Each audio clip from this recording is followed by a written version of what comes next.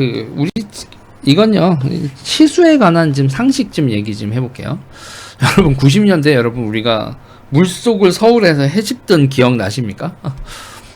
본인들이 그렇게 안 하셨더라도 서울 개봉동입니다.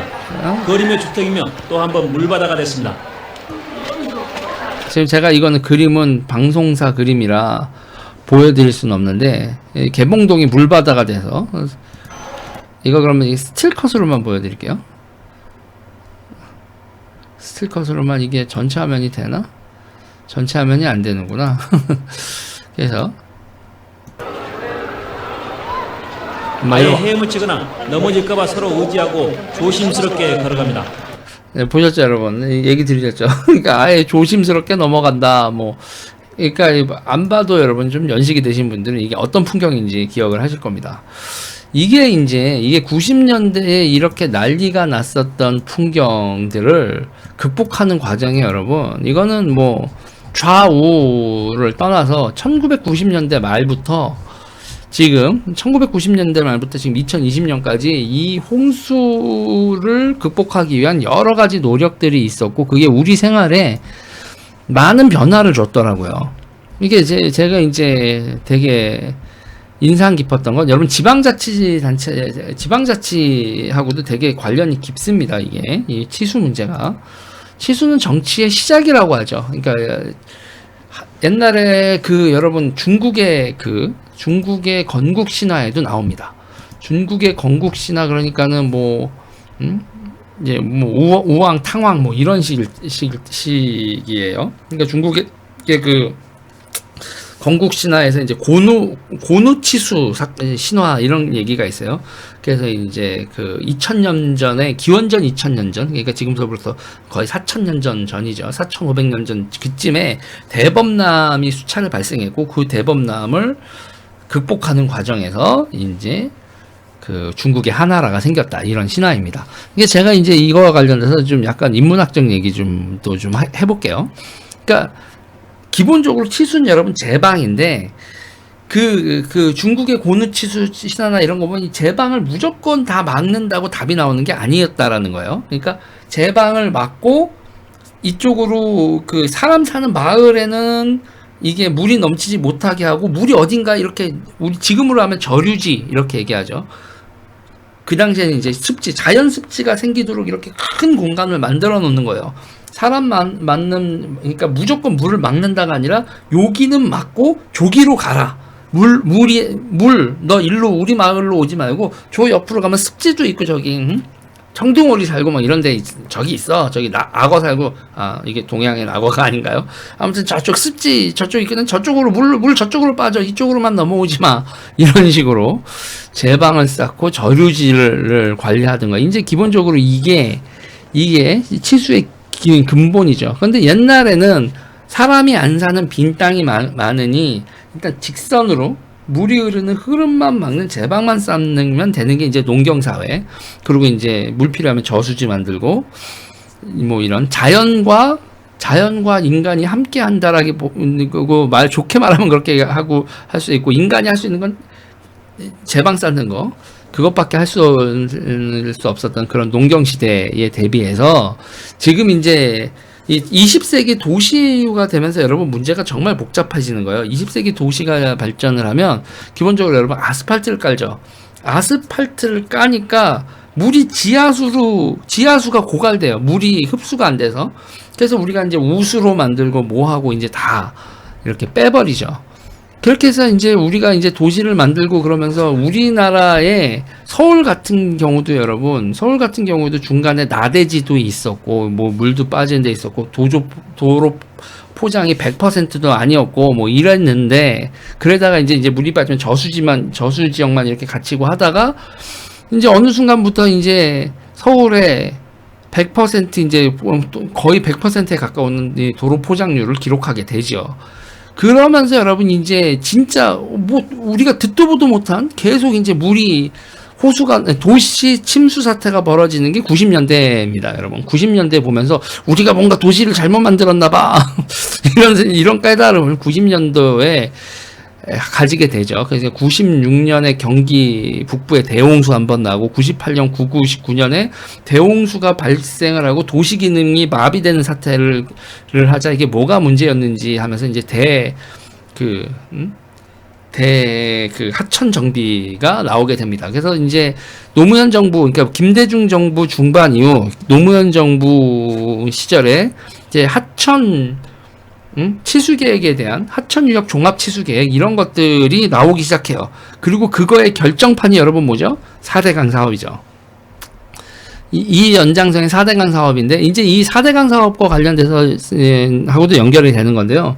그러니까 그 전에는 이게 제방만 싼 거예요. 제방만 싼 거였는데 저류지라는 걸 만들어야 된다. 저류지라는 걸 만들어야 된다 해서 이게 지금 최근에 이제 정치 이슈에는 이런 게 있어요. 이게 순천인데요. 여기 순천시에서 이렇게 저류지를 이렇게 크게 만드는 거죠. 그래서 물이 이제 이게 물이 하천에서 넘어오는 것도 있고 도시에서 유입되는 것도 있어서 이렇게 저류지를 이렇게 만들었다가 물이 넘칠 때는 물을 여기다 가둬놓는 이런 역할을 했다가 이제 물 이렇게 물 수위가 낮아지면 하천으로 물을 빼주고 그러고 이제 여기서 이렇게 주차장 만들고 생활숲 만들고 고수부지 비슷한 거죠. 한국 최고의 야시장을 만든다 이런 식으로 이렇게 지금 저류지 이렇게 이거를 크게 이렇게 만든다. 공원을 시민들을 위한 그 공원이자 홍수수 방지 시설을 이렇게 여기 아파트들 보이시죠, 여러분? 어마어마한 규모로 만들겠다는 게 이제 순천에서 나오는 계획이고. 이런 겁니다. 그러니까 저런 걸 보고 이제 천변 저류지 저렇게 얘기를 하는데 그러면서 여러분 이제 지하수를 또 만들어야 되지 않냐? 지하수가 지금 아스팔트 때문에 다 말라 비틀어졌는데 지하수를 흐르게 이렇게 해야 되지 않냐? 그러면서 이제 거기서 이제 이걸 또 지하수가 흐르도록 이렇게 그것도 이제 옛날엔 천연적으로 흐르는 게 아니라 지하수로를 또 만드는 거예요. 이제 자갈 깔고 뭐 수생식물 심고 뭐 이러면서 그리고 여러분 이런 지하수로를 또 지하가 이렇게 흐르도록 하면서 거기에 여러분 당연히 뭐가 생기겠습니까, 여러분? 당연히 공원 생기는 거예요.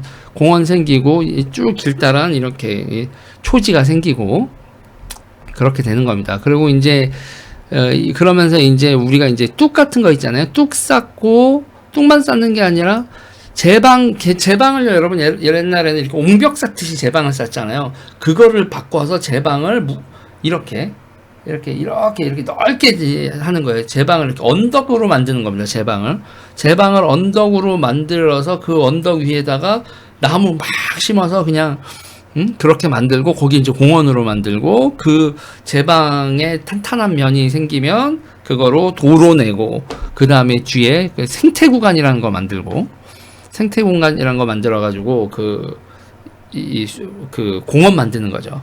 습지 만들고 이렇게 되면서 그리고 이제 거기서 이제 보조 제방 구간은 여러분 거기 보통 뭐를 만들겠어요? 제방에다가는 차단이는 도로를 만들고 보조 제방에다가는 여러분 자전거 도로 만들고 이런 식으로 했었던 겁니다. 그래서 이런 식으로 저류지 만들고 뭐 그다음에 이제 댐이죠. 이제 우리가 보라고 만드는 건데 이제 다목적 제방, 다목적 댐 그리고 이제 배수 펌프장 중간중간에 왕창 짓고 이런 식의 그러니까 90년대 말에 그 이후에 한 20년간의 노력 끝에 그 노력의 와중에 이제 오세훈 시장도 약간 삽질을 해서 오세희 돈 소리 듣는 그런 일도 벌어졌었고 그러면서 이제 그 도시 우수관 크기 그리고 뭐 저수지로 흘러가는 그 설계 이런 것들을 대대적으로 했더라고요.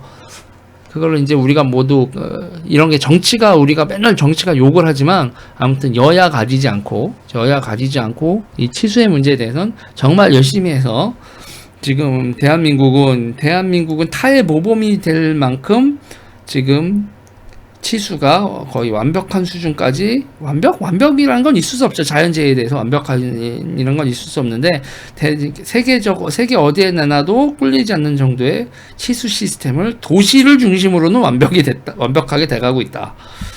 근데 농촌 같은 경우에는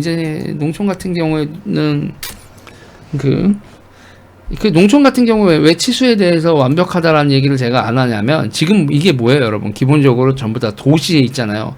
도시에 홍수가 나서 물에 빠지지 않는 거에 대해서 열심히 한 건데, 농촌 같은 경우에는 여러분 뭐가 문제입니까?